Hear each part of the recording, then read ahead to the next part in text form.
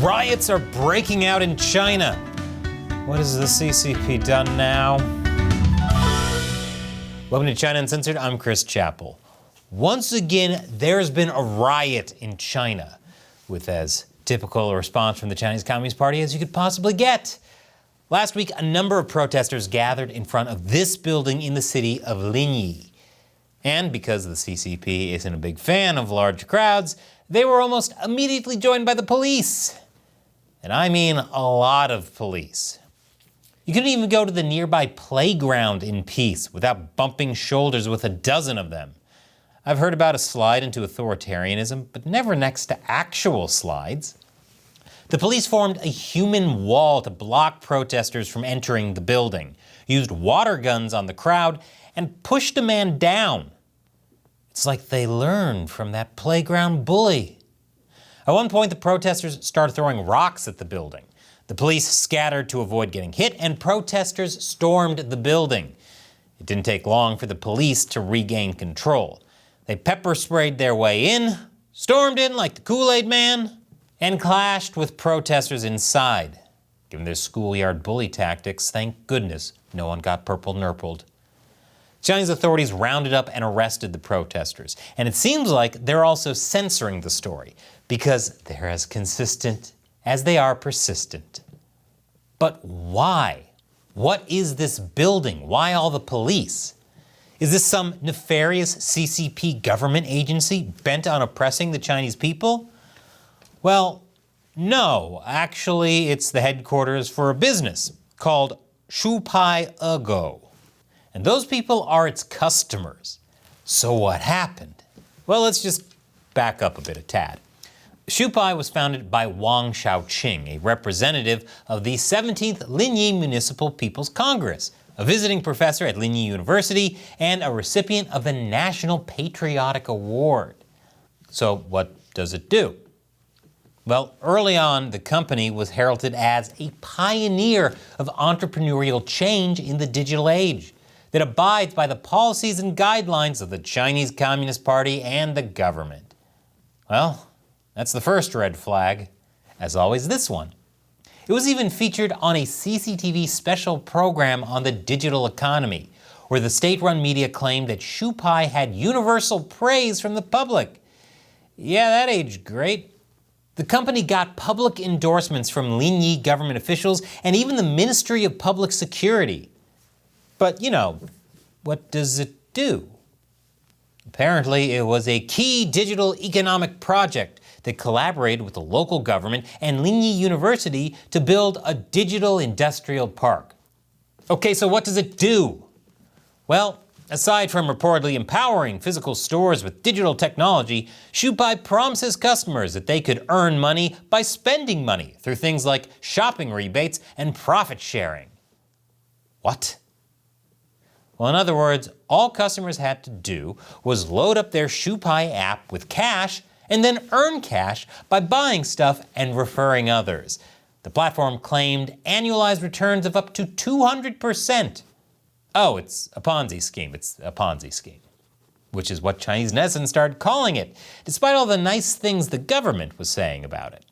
So the Linyi municipal government responded to concerns by releasing this document, which said that authorities had looked into scam allegations and concluded that Shupai was not involved in telecom fraud, illegal fundraising, or pyramid schemes. So that's it. Nothing to see here. Shupai is totally legit. You're guaranteed to make loads of cash. You'd have to be a stupid, idiotic, fine print reading, fiscally conservative, not wanting to leap before you look moron not to throw your life savings at this. But then, recently, this letter went viral. It says, Shupai is being investigated for potentially operating a pyramid scheme. It also says that if the pyramid scheme charge is proven true, all participating companies and users may be criminally held liable. Sounds like the local communist officials may have been lying. Communism is a pyramid scheme. The guys who get in first kill everybody and take their stuff. But the letter also put restrictions on withdrawing cash from the app, and surely enough, people started to report that they couldn't get their cash out. There's also this letter, allegedly from Wang, trolling his followers. It says, "Hello everyone, I'm Wang Shaoqing, the founder of Shupai. I'm already abroad now. Everyone's IQ is as low as their wealth. That's why my IQ is 190. No one knows for certain if those letters were legit, but it kinda doesn't matter. People got mad anyway. More than 40,000 people had joined this company's program, with some of them reportedly losing their entire life savings. One user later reported that Shupai went bankrupt. Well, they really were a great representative of the CCP. And now, with protests erupting in Linyi, the story is getting buried deeper than King Tut. NTD reports that many videos and posts related to Shupai have been deleted on Douyin and Weibo. In fact, while researching this topic, I myself noticed that many Chinese articles about the scandal started displaying errors just hours after publication. What, they published these things on Snapchat? Of course, this isn't the first time this kind of thing has happened. Unfortunately, Ponzi schemes and other financial scams like this are very common in China, and so are protests over them. Back in 2022, 4 rural banks engaged in a Ponzi-like scheme and ignited protests after they froze and transferred their victims' funds. The authorities, of course, responded as good civic servants should. They beat up the protesters.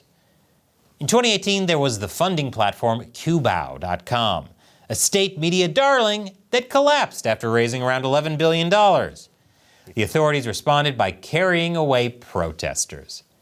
The year before that, there was the online lender Ezubao.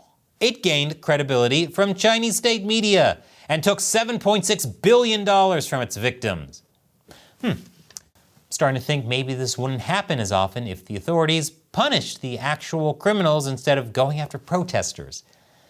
The pattern is always the same. A company lures customers in with promises of massive returns, only to collapse and rip billions off of their life savings.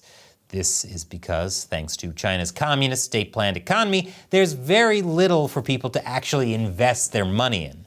Sometimes the scammers get away with it, and sometimes that's thanks to positive Chinese media coverage, which is why, as always, you should trust Chinese state media about as much as you trust the tap water in Tijuana. In fact, the real estate sector crisis in China is thanks to companies like Evergrande acting like Ponzi schemes, with money used to endlessly build new buildings rather than completing the apartments people actually paid for. But it's not just these companies that do Ponzi schemes in China. The CCP itself is just one big Ponzi scheme. Think about it. The CCP promises massive returns to investors, but it often delivers poor quality and misuses resources for things like corruption, infrastructure that crumbles, and useless show purchases. The CCP is totally an MLM, Marxist-Leninist moochers. They prioritize political power over true economic stability. Indeed, China as we know it couldn't have survived or much less grown to be as powerful as it is without foreign money constantly being injected into its economic lifeblood, which is its own Ponzi scheme. And just like the collapse of these scammers, the CCP is facing collapse from the weight of its ridiculously high debt and its unprofitable projects like its overproduction of EVs.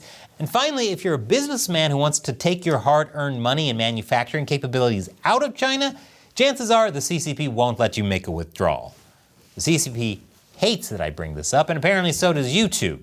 So, if you haven't, click this button to support us on ChinaUncensored.tv. Don't worry, we're not scammers trying to rob you out of billions, just trying to give you exclusive, in-depth China coverage you won't see anywhere else. Once again, I'm Chris Chappell. See you next time.